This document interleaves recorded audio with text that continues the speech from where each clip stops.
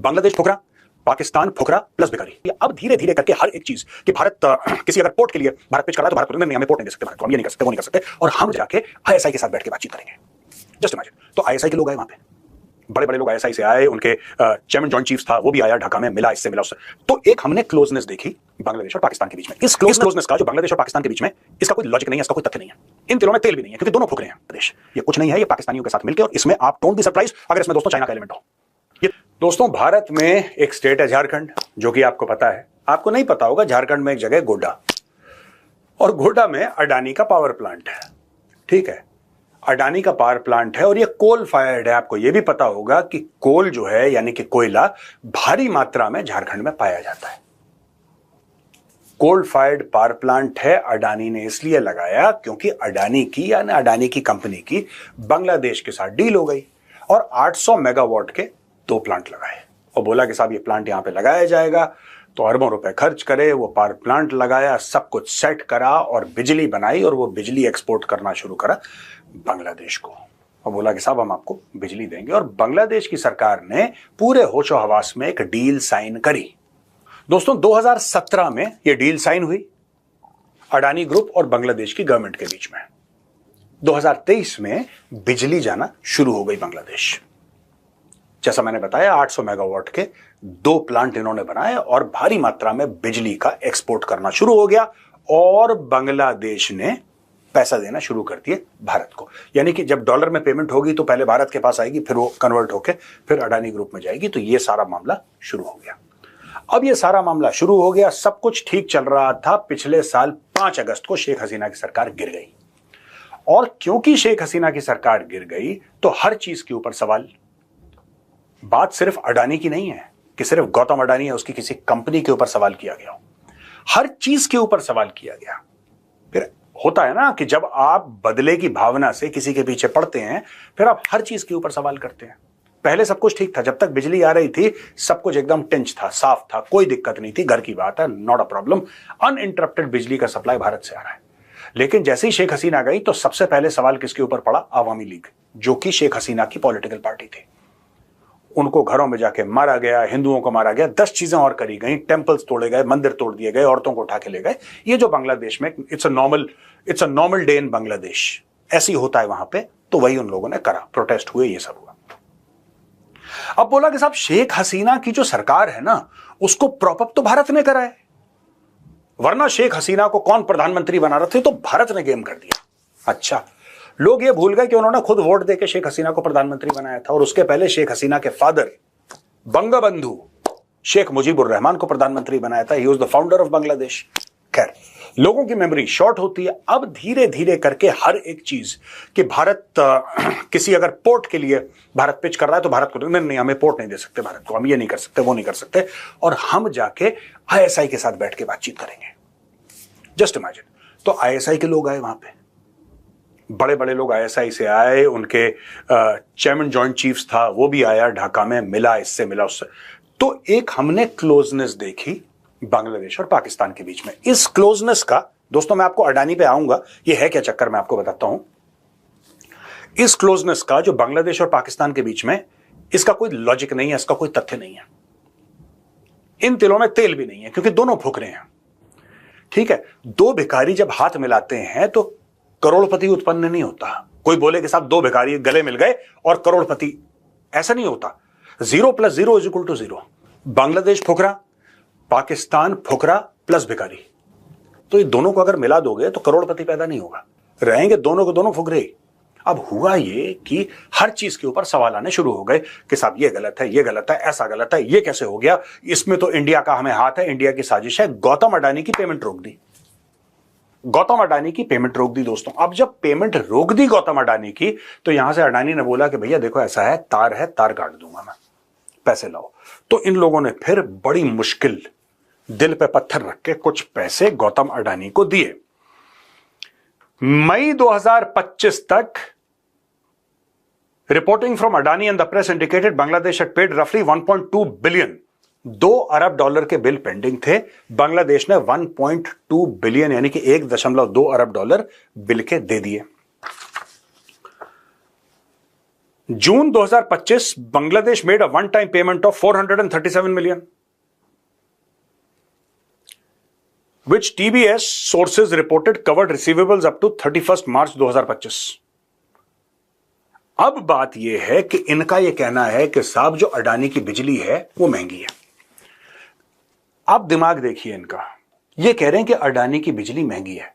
अब मैं आपको रेट बताता हूं, अडानी की बिजली का रेट क्या है और जो नॉर्मल रेट है और भी इंडियन कंपनी सप्लाई कर रही है उनका रेट क्या है। जो बाकी इंडियन कंपनी सप्लाई कर रही हैं वो कर रही हैं 9.57 9.57 टका पर यूनिट।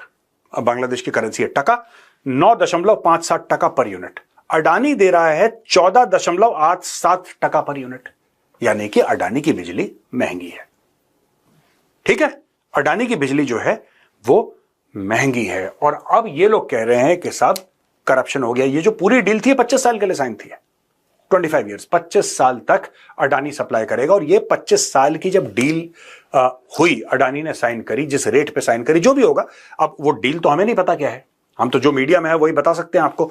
वो जो डील थी उस डील के कई सारे पहलू थे कि इतनी बिजली होगी, ये होगा, ऐसे होगा, और हम आपको गारंटी देते हैं कि इस रेट पे आप हमें बिजली बेचो। तो उन्होंने बोला ठीक है, आपने हमें वादा कर दिया 25 साल का और इस रेट में शुरुआत में हम बिजली, हो सकता है एस्केलेशन का क्लॉज हो, मैं ऐसा अज्यूम कर रहा हूं, मुझे नॉलेज नहीं है इसकी, I don't know for sure कि सच क्या है, लेकिन होगा कोई कि अभी हम आपको 14, 14.5, पौने 15 का दे रहे हैं, फिर बाद में आपको 20 का देंगे 5 साल के बाद, वट एवर द केस में भी, आई डोंट नो, बट ये बात हो गई। अब अडानी ने जब बिजली सप्लाई करना शुरू हुआ, 2 ही साल हुए थे, अब बांग्लादेश ने बोला कि नहीं ये तो बहुत महंगा है, दिस इज वेरी एक्सपेंसिव। अच्छा, वेरी एक्सपेंसिव इन्होंने तब, जब शेख हसीना थी तब इनको ध्यान नहीं आया कि वेरी एक्सपेंसिव, इनको अब ध्यान आया, वेरी एक्सपेंसिव। और दोस्तों मैं आपको एक बात बताता हूं कि ये जानबूझ के एक इंडियन कंपनी को टारगेट करा जा रहा है। वही दाल होती है, कहीं पे दाल 50 रुपए की मिलती है, कहीं पे 500 रुपए की मिलती है, एंड इट्स ओके, आपको 500 रुपए आपके बजट में नहीं है, आप 50 की ले लो, ठीक है।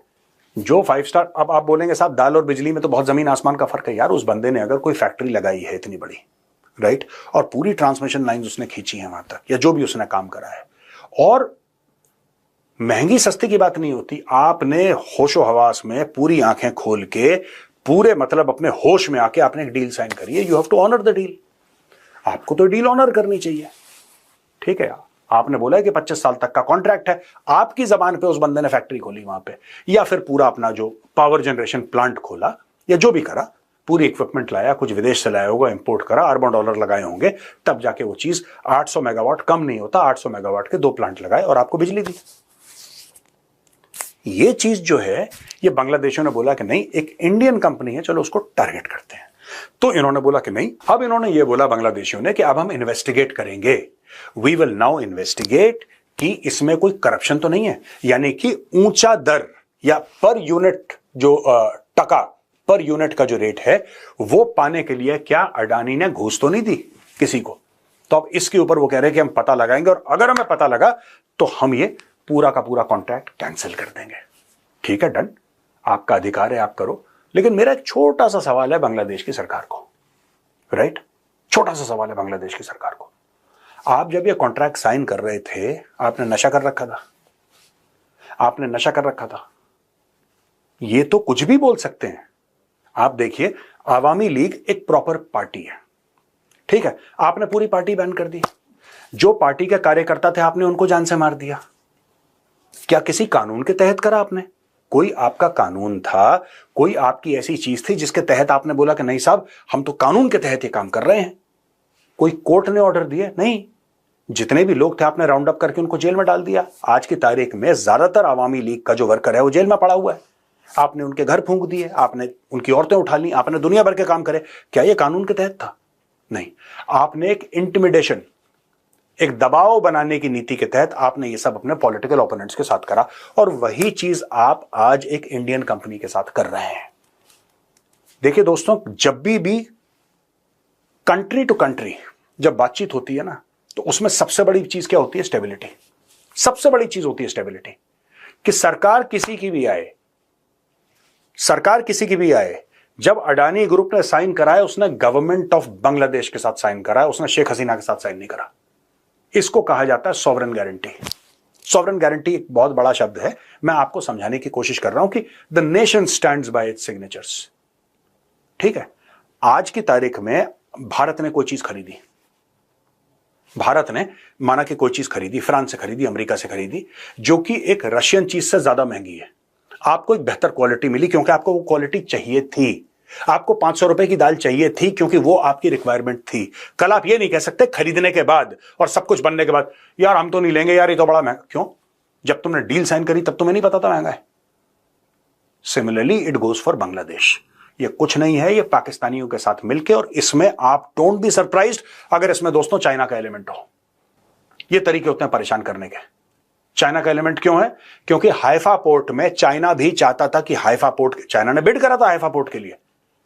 इजराइल का एक बहुत बड़ा पोर्ट है हाइफा पोर्ट, बड़ा हिस्टोरिकल पोर्ट है और बड़ा स्ट्रेटेजिकली इंपॉर्टेंट पोर्ट है। It's a very very important port Haifa port. China ने बिड करा, चाइना ने बोला कि नहीं ये पोर्ट हमें चाहिए, हमें चाहिए। पता है कौन जीता? गौतम अडानी। और आज की तारीख में चाइना कुछ भी करेगा नुकसान पहुंचाने के लिए।